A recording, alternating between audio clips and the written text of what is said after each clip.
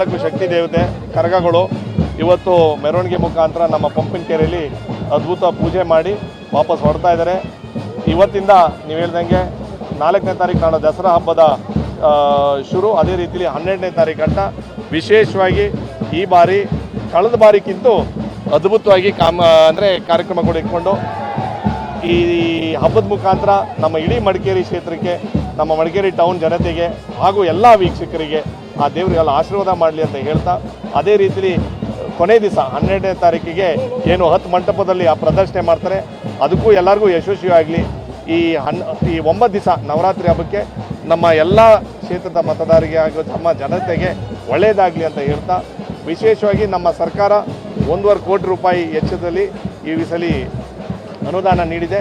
ನಾನು ನಮ್ಮ ಸರ್ಕಾರದಂಥ ಮುಖ್ಯಮಂತ್ರಿಯವರು, ಉಪಮುಖ್ಯಮಂತ್ರಿ, ಎಲ್ಲ ಜಿಲ್ಲಾಡಳಿತ ಎಲ್ಲರೂ ಸೇರಿ ನಮ್ಮ ದಸರಾ ಮಂಟಪ ಎಲ್ಲ ಅಧ್ಯಕ್ಷರು, ಸದಸ್ಯರುಗಳು, ಅದೇ ರೀತಿಲಿ ಈ ಬಾರಿ ವಿಶೇಷವಂತಂದರೆ ಜಿಲ್ಲಾ ಅಧಿಕಾರಿಗಳೇ ಅಧ್ಯಕ್ಷತೆ ವಹಿಸ್ಕೊಂಡಿದ್ದಾರೆ. ಯಾಕಂತಂದರೆ ಮುನ್ಸಿಪಾಲ್ಟಿಲಿ ಅಧ್ಯಕ್ಷೆ ಅವರೇ ಅಡ್ಮಿನಿಸ್ಟ್ರೇಟರ್ ಆಗಿರೋದ್ರಿಂದ ಇಲ್ಲಿ ಗಂಟ ಎಲ್ಲನೂ ವ್ಯವಸ್ಥೆಗಳು ಅದ್ಭುತವಾಗಿ ಆಯ್ತಾ ಇದೆ.